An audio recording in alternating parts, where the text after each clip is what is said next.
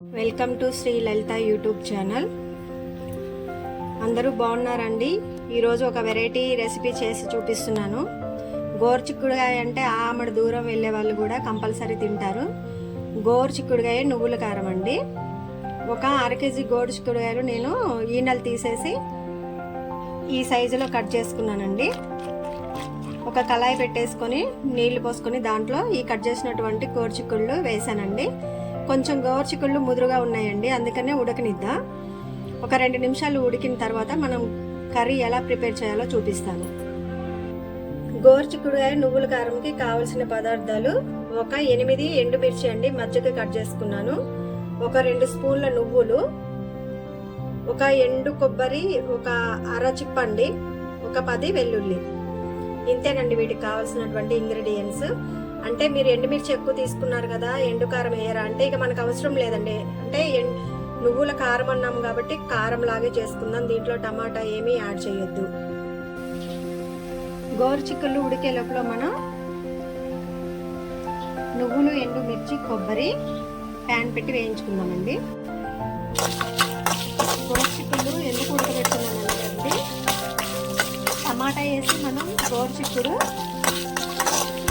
టమాటా వేసి gravy curry కూడా చేయొచ్చండి. ఆ కర్రీ చేసినప్పుడు చూపిస్తాను. ఓన్లీ ఇది మనం కారం లాగా చేస్తున్నాం కాబట్టి ఉడకబెడుతున్నాను. టమాటా వేసి మసాలా కర్రీ చేయొచ్చండి, అది మళ్ళీ వేరే రెసిపీ చేసి చూపిస్తాను.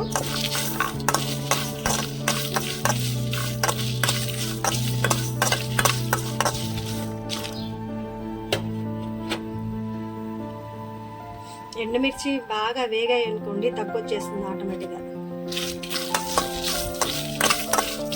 కాకపోతే నువ్వులు పచ్చి వాసన రావద్దండి, నువ్వులు బాగా వేగాలి. దీంట్లో కొన్ని పల్లీలు కూడా వేయచ్చు, కానీ పల్లీలు వేసామనుకోండి, పల్లీలు ఎక్కువ వేసినా కొబ్బరి ఎక్కువ వేసినా కారం ఉండదండి. మీరు ఎంత కూర చేసినా ఎంత కారం వేసినా ఎండు కొబ్బరి కానీ పల్లీలు కారాన్ని కనిపిస్తాయి. అందువల్ల మనం క్రిస్పీగా ఉండాలి అన్నప్పుడు పల్లీలు యాడ్ చేసుకోవద్దండి. గ్రేవీ కావాలి అన్నప్పుడు పల్లీలు వేసుకోవాలి. ఇది మనం చల్లారిన తర్వాత మిక్సీ పట్టుకుందాం. కొబ్బరి, ఎండుమిర్చి, నువ్వులు మిక్సీ పట్టుకుందామండి. చూసారండి ఎలా పౌడర్ అయ్యిందో. కొంచెం ఒక 10 వెల్లుల్లి రెబ్బలు కూడా మిక్సీ పట్టుకుందాం. చూసారండి ఇలా పౌడర్ అయితే చాలండి. గోరుచిక్కుళ్ళు చూసారండి ఎలా ఉడికాయో.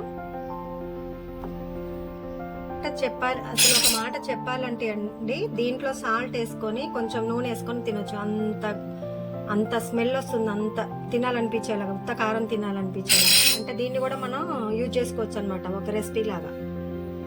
ప్యాన్ పెట్టుకొని ఆయిల్ వేడి చేసుకున్నానండి.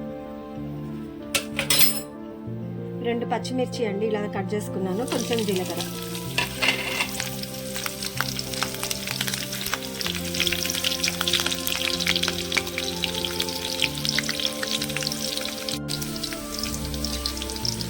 పసుపు అండి,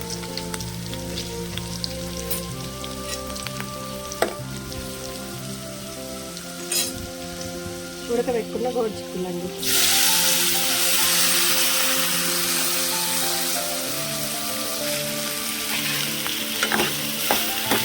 ఈ ముక్కలకి మొత్తం ఆయిల్ పట్టడం అవుతుందండి. ఆల్రెడీ 80% ఉడికాయి. మళ్ళీ ఒక రెసిపీలో గోరుచిక్కుడుగాయ గ్రేవీ కర్రీ, మసాలా కర్రీ చేసి చూపిస్తాను. ఓన్లీ ఇది గోరుచిక్కుడుగాయ నువ్వుల ఎల్లికారం.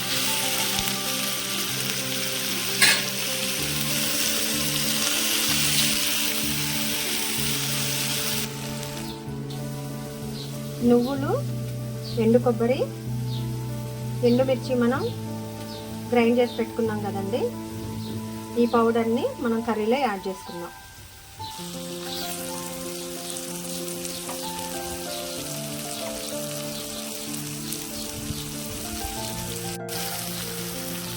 చూసారండి, ఇక మనం దీంట్లో కారం వేసుకోవాల్సిన అవసరం లేదండి. ఒకసారి కంపల్సరీ ట్రై చేయండి. తినని వాళ్ళు, ఇష్టం లేని వాళ్ళు కూడా తింటారంట, అంత టేస్ట్ ఉంటుంది.